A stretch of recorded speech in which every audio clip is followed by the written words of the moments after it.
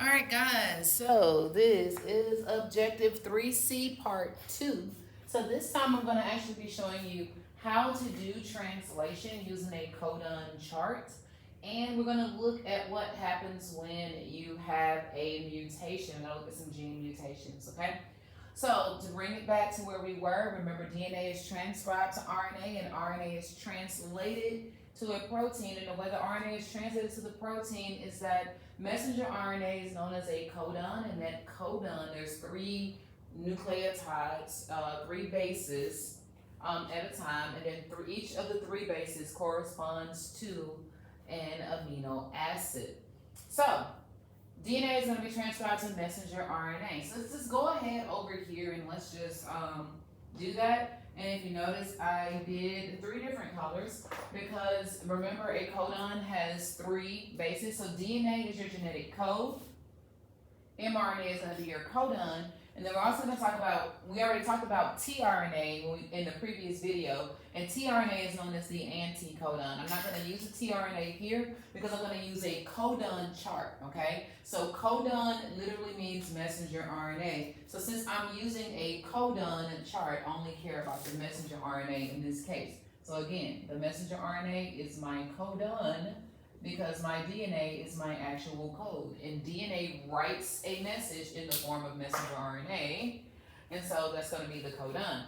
Now, I'm using three different colors. I'm using purple for my first base, I'm using orange for the second base, and I'm using blue for the third base. So bear with me as we do this transcription first, because my first thing I'm going to go from DNA to RNA, so I got to transcribe this message.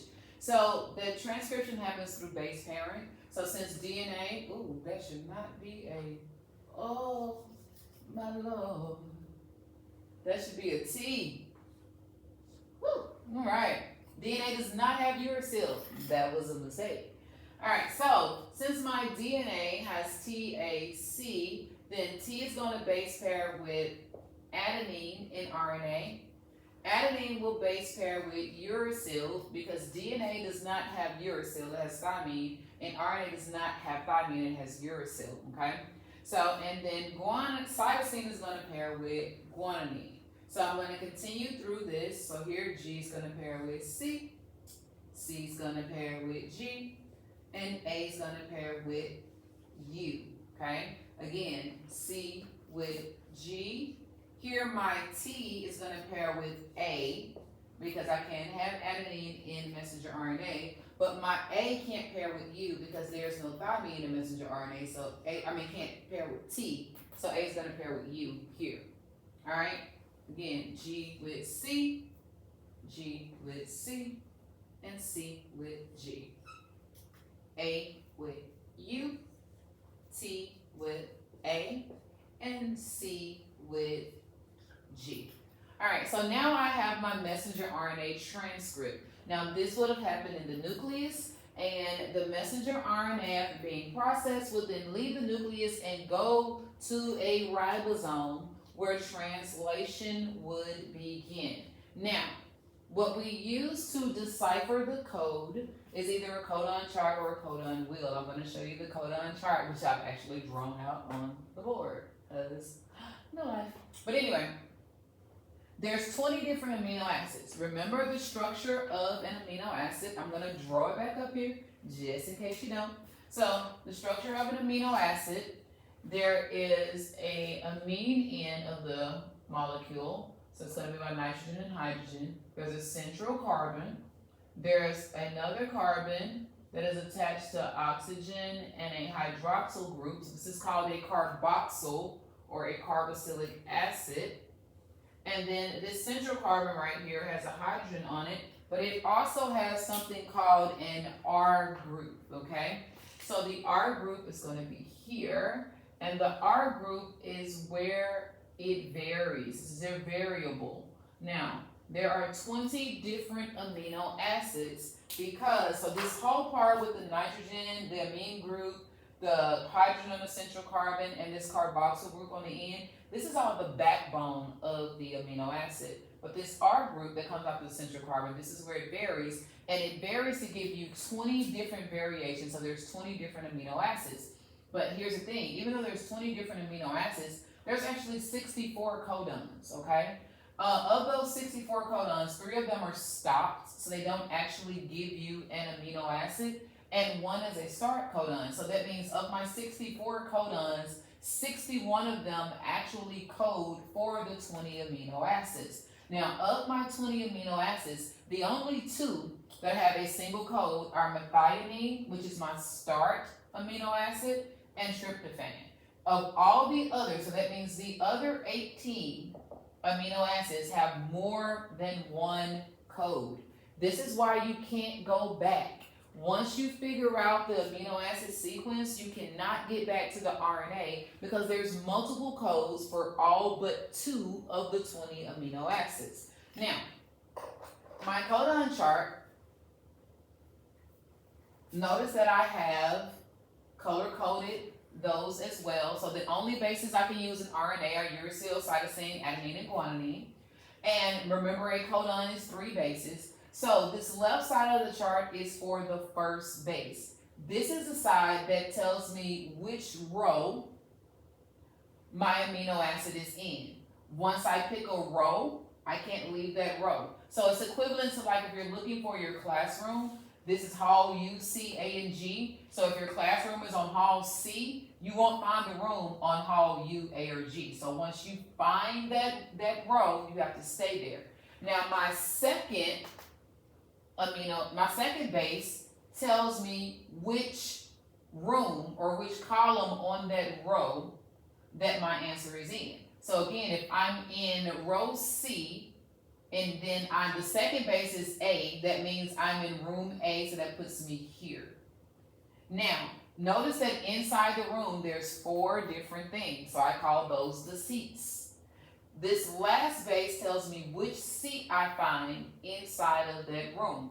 Sometimes there's different seats, like this one has 2 histidines and what's GLN? I don't remember. Is it glutamine? And y'all don't know. But anyway, there's 2 different amino acids in this one. This one though, it doesn't matter where you seat because all of them are arginine. So again, right here in this one box, there's 4 different codes that can give me arginine. And if I look down, in the box below it, there's 2 more codes for arginine and also 2 for serine. So sometimes it's different inside of the box, but in other times they're all the same. So once you figure out the first 2, if they're all the same, it really doesn't matter what the third one is, but you still need to know how to read the chart. Okay, now, this is a codon chart, so I'm using messenger RNA because messenger RNA is the codon. So let's look at our first one. My first one is AUG. So the A tells me that my answer has to be somewhere on this row, okay? Because the first letter tells me which row. The second base tells me which room on the row, so this is U, so that means my answer is in this box. My answer has to be there. My amino acid is in that box and that box only. The third one, the G, tells me it's the last one on the box, so that means my first amino acid is methionine. So I'm just going to write the abbreviation for the amino acid here, MET, and then I'm going to put a line to represent my peptide bond because remember, lines represent bonds. So we're going to continue. Pause the video and see if you can do the rest of it, and then start it back to see if you can, if you have what I had.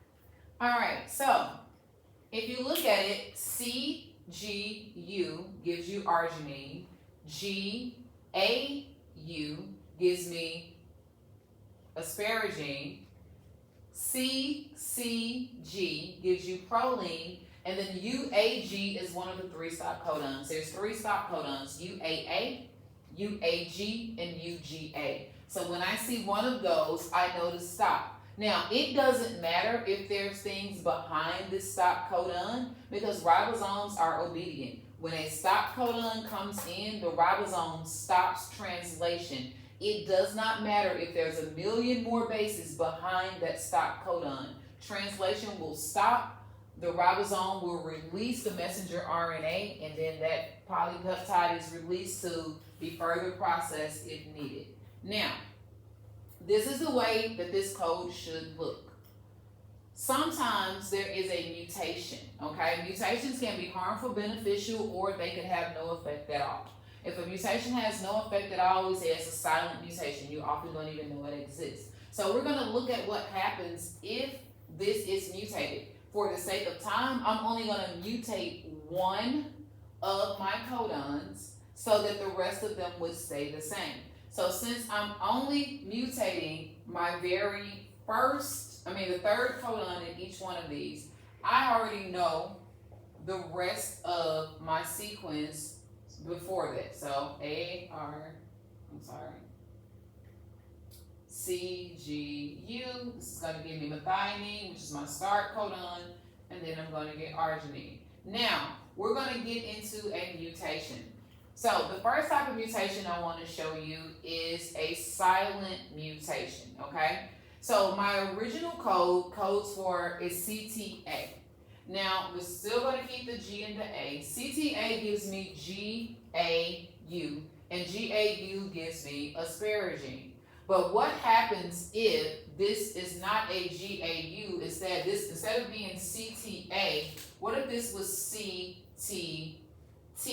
So this is what we call a point mutation. There was a mutation made at one point. Now, if this is CTT, then my messenger RNA is going to be GAA instead of GAU. If I go to my codon chart, GAA is not going to give me asparagine. It is instead going to give me glutamine. And I didn't do the silent first, my bad. So it's going to give me GLU instead. Now the rest of this will stay the same, so I'm not going to go through it, but this is what we would call a missense mutation. It's a point mutation, but it's a missense mutation because even though it gave me the amino acid, it gave me the wrong amino acid. So this is going to be a missense mutation. Okay, so let's go ahead and finish this out right now. This is CCG. This is UAG. We know this is a stop codon. CCG is still going to give me proline. So I have one wrong amino acid in the sequence. You may not think that's a big deal, but these amino acids interact with each other, and they are the reason the protein folds the way that it folds. So a wrong amino acid can actually cause the protein to fold incorrectly. And remember, structure dictates function. This is exactly what happens with sickle cell anemia. There is one wrong base which causes one wrong amino acid in one of the subunits of a hemoglobin cell. And because of that, instead of the red blood cell being a concave disc, it's shaped like a sickle.